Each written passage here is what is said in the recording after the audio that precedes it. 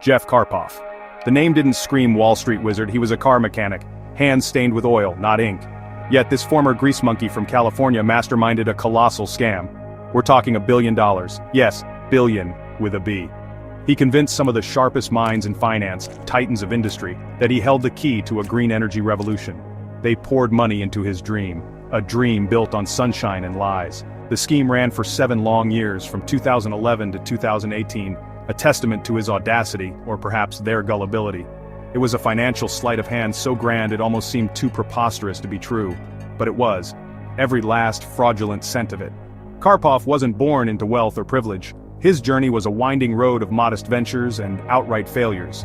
Before DC Solar, there was a car repair business he ran with his wife Paulette. It sputtered and died. Like many an engine he'd tried to fix, it just wouldn't run right. For a time he even dabbled in selling drugs. A brief, shadowy chapter. He was looking for an angle, a way out, a big score.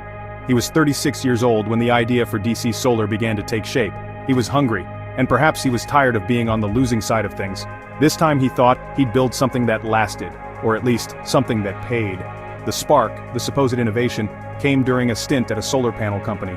He was a salesman. He saw the potential of solar. He also saw its limitations. Stationary panels were great, but what about power on the go? That's when the light bulb flickered above Carpoff's head. Mobile solar generators. MSGs. Imagine a trailer, wheels and all, topped with solar panels, capable of generating electricity anywhere the sun shone. Quiet. Clean. A far cry from noisy, polluting diesel generators. It was a genuinely clever concept, a solution to a real problem. The kind of idea that makes people sit up and listen. The kind of idea that could make someone very, very rich. With the concept brewing, Carpoff didn't go it alone initially. He wasn't an engineer who could just whip up schematics on a napkin. He first partnered with another mechanic. Together they cobbled together the very first mobile solar generator, a prototype, proof of concept. Then came the crucial alliance. He met a customer, a man named Watson. Watson wasn't a mechanic, he was a software professional. He knew marketing. He knew how to sell an idea, how to craft a narrative. They co-founded DC Solar. Carpoff had the product, or so he believed. Watson would help him sell the dream. The stage was set, the players were in position. The great solar con was about to begin. DC Solar needed a showcase, a place to prove its worth. Where better than Hollywood? Tinseltown, always searching for the next big thing, the next eco-friendly trend. Film sets were notorious for their reliance on loud, fume-belching diesel generators. Carpoff's MSGs were silent. They were clean. They were frankly cool. Directors loved them. Environmentally conscious stars loved them even more. Soon, pictures of DC Solar units started popping up on social media, shared by celebrities. It was the kind of organic marketing money couldn't easily buy. DC Solar wasn't just a company, it was becoming a statement. A shiny green badge of honor for the image-conscious entertainment industry. Then came the real fuel for Carpoff's burgeoning empire government incentives. Uncle Sam, in a bid to boost green energy, rolled out a hugely attractive program. The US Congress passed a law. This law offered triple tax credits for investments in solar technology. Triple. Let that sink in. Suddenly, investing in DC Solar wasn't just about saving the planet or looking good. It was about saving a boatload of money on taxes. For wealthy individuals and corporations, the kind with hefty tax bills, this was an irresistible siren song. Carpoff wasn't just selling solar panels anymore. He was selling a golden ticket to tax relief, wrapped in a green, virtuous package. The offer DC Solar put on the table was designed to be a no-brainer, almost too good to refuse. Investors didn't even need to pay the full price up front for the mobile solar generators, just 30% down. The rest could be paid in installments. The pitch was simple. Buy our MSGs, get massive tax credits from the government, and earn lease revenue when your units are rented out. The government cashback and the savings on electricity bills made the numbers look incredibly attractive on paper. It seemed like a win-win-win. For the investor, for DC Solar, for the environment, who wouldn't want a piece of that action? The money started to flow, then flood. Orders began pouring in. Big ones, multi-million-dollar commitments. Sherwin-Williams, the paint giant, placed a $3 million order. That was a serious vote of confidence.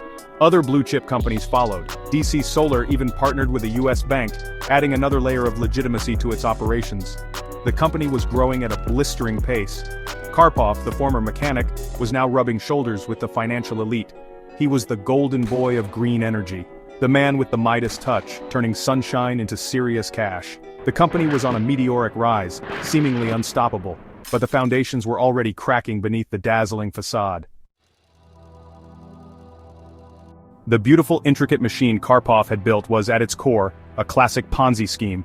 The lease revenues, the profits investors were promised from their MSGs being used in the field, largely fabricated, smoke and mirrors. The money paid out to early investors didn't come from actual business operations, it came from the pockets of new investors.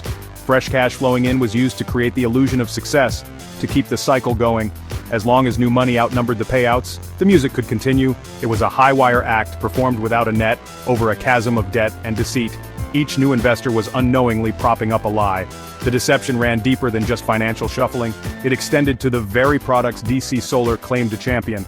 The company boasted of producing 17,000 mobile solar generators, a veritable army of green machines. The reality? They manufactured fewer than half that number. What happened to the others? Some were phantoms, existing only on paper. In other instances, old, possibly malfunctioning panels were given a quick cosmetic makeover. A fresh coat of paint, a new serial number, passed off as brand new units to unsuspecting buyers. It was a cynical betrayal of the green ideals the company supposedly represented, a shortcut that maximized paper profits while delivering shoddy goods. While the scam churned, Jeff Carpoff was living the high life. The kind of life most people only dream about, or see in movies. He acquired a private jet, because commercial flights are for mortals.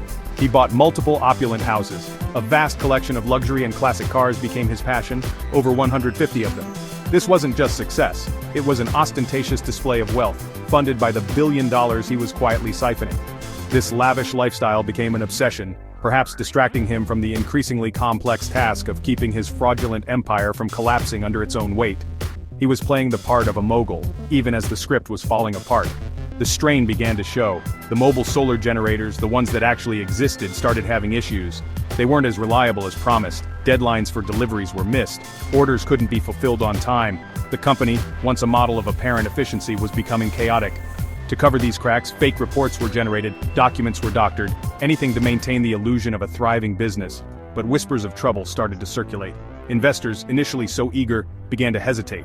The steady stream of incoming cash, the lifeblood of the Ponzi, started to thin. The sun, it seemed, was beginning to set on DC Solar. The operational glitches and missed deadlines were more than just teething problems, they were symptoms of a much deeper malaise. The company's inability to deliver on its promises, both in terms of product and financial returns, sparked suspicion. Investors who had once eagerly signed checks started asking tougher questions. The carefully constructed facade of DC Solar, so shiny and green, began to crumble. The whispers grew louder, regulators started to pay attention.